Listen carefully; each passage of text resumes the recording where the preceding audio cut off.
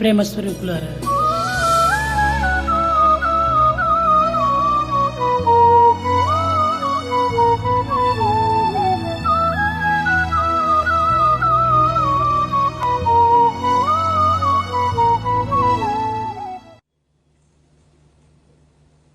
విద్యార్థులారా, విద్యాధికారులారా, విద్యాభిమానులారా, జగత్తంతయును దైవాధీనం. Students, teachers, administrators, and patrons of education, the whole of the universe is under the control of God. అయితే ఈ జగత్తు సత్యమునకు కట్టుబడి ఉంటున్నది. But this universe is controlled by the truth. సత్యము ఉత్తముల ఆధీనమై ఉంటున్నది. Truth is the highest and the supreme. ఈ ఉత్తములే ఈ జగత్తునందు దైవ స్వరూపులు. Such noble people are the very embodiments of God in this world. విశ్వము అనంతమైనది, Universe is infinite. అద్భుతమైనది. It's most wonderful. ఇలాంటి సృష్టి యొక్క తత్వమును మానవుడు గుర్తించుకొనలేక కేవలం వ్యక్తిత్వముని వ్యక్తపరుస్తూ అనేక విధములైనటువంటి కష్టములకు గురి అవుతున్నాడు. But man, being not able to recognize the principle behind creation, gives all importance to individuality and therefore is subjected to a lot of troubles. సృష్టి అనగా ఈశ్వరేచ్ఛకు ప్రకటనయే. The universe or creation is the very expression of the divine will. దీని పేరే ప్రకృతి. The name is Prakriti or nature. ఈ ప్రకృతి యందు పుట్టిన ప్రతి మానవుడు ఈశ్వర స్వభావమే కలిగి ఉండాలి. Every man who is born in this Prakriti or nature should have divine nature. ఈశ్వరేచ్ఛను ప్రకటన చేసే నిమిత్తమే మానవుడు ఈ జగత్తునందు మూర్తి భవించాడు. Man has made his advent in this world to express the divine will. మానవుడు ఈ సృష్టిలో అంతర్భాగము. Man is the very undercurrent in this creation.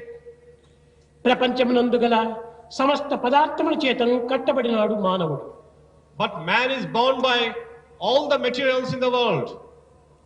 తన ఉనికి కూడాను ఈ జగత్తు ఉనికిపై ఆధారపడి ఉంటున్నది. His awareness is also dependent on the awareness of the world. కనుక మానవుడు సృష్టి సంరక్షణ నిమిత్తమై తాను తన మనుగడను కొనసాగవలసి వస్తుంది. In order to protect this creation, man has to dedicate his life.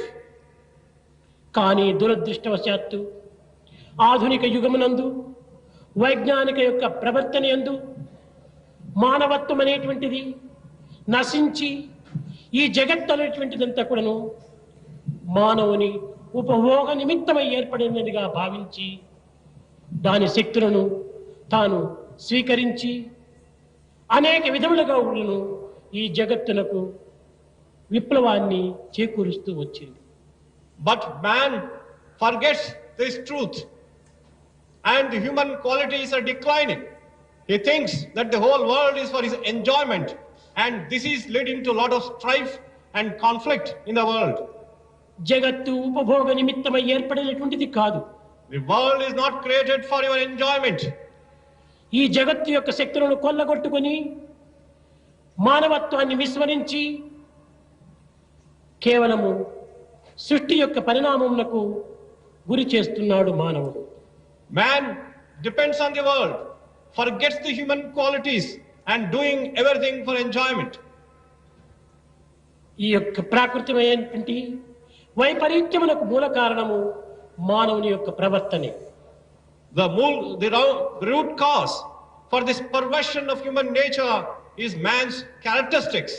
ఈనాడు లోకములో జరిగేటువంటి భూకంపములు కానీ అగ్నిపర్వతములు కానీ లేక అతివృష్టి అనావృష్టి అనేటువంటి యొక్క బాధలు కానీ యుద్ధములు కానీ ఇవన్నీ కూడాను ప్రకృతి యొక్క వైపరీత్యం యొక్క ప్రసాదములే. All the catastrophes like earthquakes, volcanoes, wars, drought, all this is the expression of the perversion of nature. ఈ ప్రకృతి యొక్క వైపరీత్యమునకు మూల కారణము మానవుని యొక్క ప్రవర్తనే. Man's behavior and conduct is responsible for this perversion in nature. మానవునకు జగత్తుకు ఉండినటువంటి సన్నిహిత సంబంధ బాంధవ్యాన్ని మానవుడు గుర్తించుకోలేకపోతున్నాడు. Man is not able to recognize the interdependent, inseparable relation between himself and the world. ప్రకృతికి మానవునికి ఉండినటువంటి సంబంధం ఎట్టిదో మొట్టమొదట గుర్తించాలి విద్యార్థులు. Students, first and foremost, should recognize what is the relation between man and nature. మనకు కన్ను, చెవులు, నోరు, చేతులు, కాళ్ళు ఇలాంటి అంగములన్నీ కూడాను ఈ దేహంలో ఉంటున్నవి. We have in our body eyes, ears, hands, and all the other limbs. ఈ అంగములన్నీ దేహమునకు సంబంధించినవే. All these limbs and organs are related to the body. కనుక మానవుని యొక్క శరీరము అంగములతో కూడినటువంటిది. Man's body is made up of different limbs and organs. అంగములు మానవులకు ఎంత ప్రధానమో The limbs are so important for man. మానవుడు సమాజమునకు అంత ఆధారం. As so also man is very important for the society. మానవుడే సమాజం యొక్క అంగం. Man is a limb of the society. ఈ మానవుడు మానవత్వమునకు అంగం. Man is a part and a parcel of mankind. ఈ మానవత్వము ప్రకృతికి అంగము. This mankind is a part of nature. ప్రకృతి పరమాత్మకు అంగం.